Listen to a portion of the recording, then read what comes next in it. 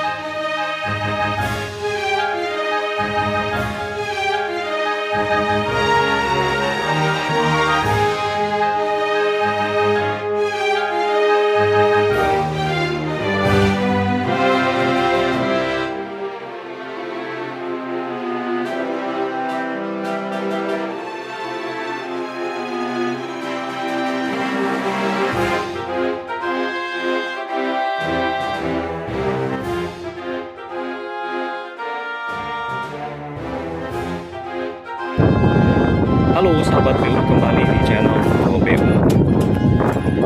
Saat ini saya sedang berada di proyek bangun rumah 3 lantai di Jakarta Utara. Sebentar lagi kami melakukan pekerjaan konstruksi atap, sahabat PU. Dan pada bahasan kali ini mau fokus untuk pekerjaan dak talang dan juga ring bulk, sahabat PU. Sebelumnya mohon maaf kalau suara saya sedikit terganggu oleh suara desiran angin, sahabat PU, karena memang saya lagi berdiri di atas plat dak atap lantai 4 ya. Jadi tekanan angin cukup tinggi. Sahabat PU, untuk rencana atap yang akan kami pakai di proyek ini adalah atap pelana, mana saat ini posisi saya sedang menghadap ke depan rumah. Jadi ini adalah sisi kalau kita dari dalam menghadap ke depan rumah seperti ini ya. Di sini ada jalan ya, di bawah itu, sahabat PU. Kemudian di sebelah sini ini juga ada jalan di bagian bawah. Atap pelananya berarti mengarah ke sisi kanan dan sisi kiri rumah, sahabat PU. Kemudian nanti kalau kita lihat dari depan, sahabat PU, konsep dari rumah ini tampaknya adalah ala-ala Skandinavian. Jadi nanti ada plat yang menjadi ujung atap pelana kita, sisi kiri dan sisi kanan.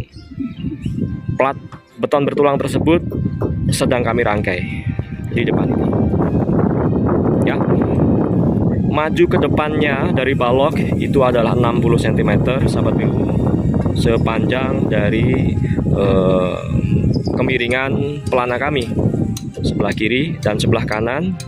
Maju ke depannya ini adalah 60 cm sepanjang sisi miring pelana kami bagian kanan, sahabat PU.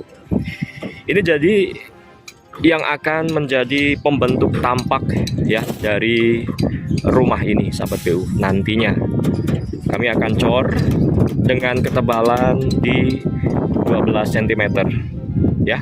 Isinya di dalamnya ini yang sahabat PU bisa lihat ini adalah ram-raman 2 lapis besi D8 ya, 2 lapis. Kemudian pembesian tersebut menerus ke pembesian talang di sisi kiri dan juga pembesian talang di sisi kanan, sahabat PU. Jadi nanti kami cor bersamaan ya. Sebut saja di depan ini adalah lisplang ya. Plat lisplang ini kita cor bersamaan dengan pengecoran dak talang. Bahasan di depan sudah, sekarang kita ke dak talangnya dulu.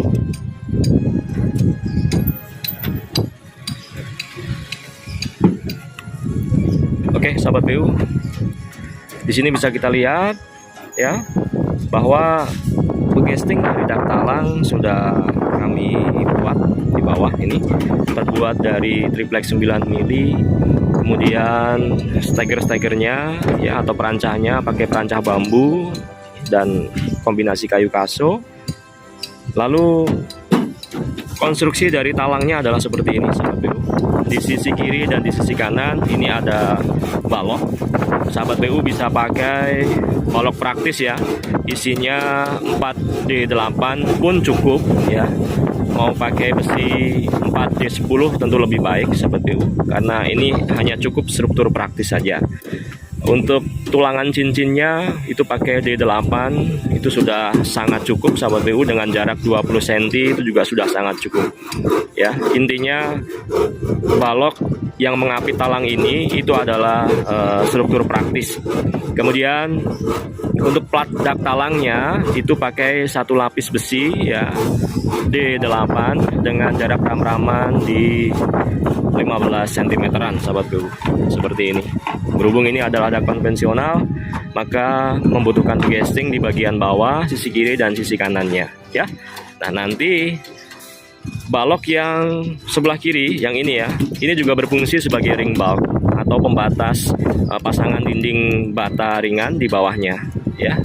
Kemudian yang sisi kanan ini nanti menggantung, jadi dia menggantung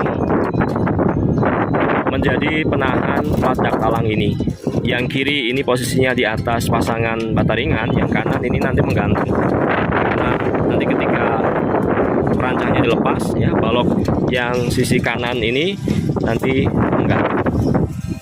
Kemudian untuk konstruksi plat dak talang ini, sahabat PU, bisa terapkan ketebalan 8 cm pun sudah cukup, sahabat PU, karena ini hanya untuk air ya dan bukan untuk aktivitas manusia.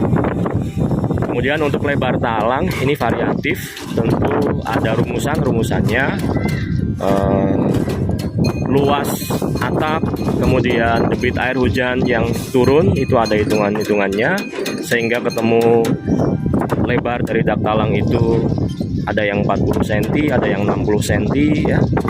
Kemudian dikali dengan panjang dari dak talang masing-masing desain rumah yang dikerjakan oleh tim Nugroho PU. Kemudian nanti ruangan ini yang ada di depan ini dak lantai 3, sahabat PU, yang ada di sini. Dan kita mau bikin ruangan atik ya atau attic room nanti di sini, sahabat PU. Jadi ketinggian dari dak talang ini hanya setinggi manusia ya. Kemudian kemiringan atap pelana ya, nanti di sisi ini baru tinggi ya, ring bulknya ini ya, ini baru tinggi. Dan di bawah ini sebutannya dengan attic room. Nanti untuk atapnya, rangkanya pakai rangkaian baja ringan ya dengan rakitan Cremona, sahabat PU. Bahasanya akan kami sampaikan pada bahasan berikutnya. Nah, kemudian ini adalah ring bulk. pasangan balok praktis paling atas dari atap ini, sahabat PU. Kemudian yang di bawahnya ini sebenarnya adalah balok latte ya, atau balok lintel yang menahan atau membentuk sebuah openingan di bawahnya. Nah, di bawahnya ini ada openingan, di atasnya ada balok lintel atau balok latte, di atasnya ini ada ring bulk. Jadi ada dua perkuatan di sini, sahabat PU. Kemudian di sini desain mengatakan bahwa ring bulk tengah ini posisinya tidak berada di as atap kami, sahabat PU ya. Jadi seringkali antara struktur dengan desain ini saling menang-menangan ya. Anggap saja seperti itu. Yang mana di lapangan kita harus bijak dalam apakah kita memenangkan desain ataukah kita memenangkan struktur ya, tentu dengan faktor-faktor aman yang harus sudah dipahami sebelumnya, sahabat PU. Kemudian talang ini ada di sisi kiri dan sisi kanan rumah ini, sahabat PU. Ya, jadi begitu nanti ada atap miring akan diterima oleh talang ini dan airnya diturunkan ke bawah. Kemiringan yang satunya akan diterima oleh talang ini dan diturunkan ke bawah. Seperti itulah fungsi talang untuk menampung air dari atap, tidak turun langsung ke bawah,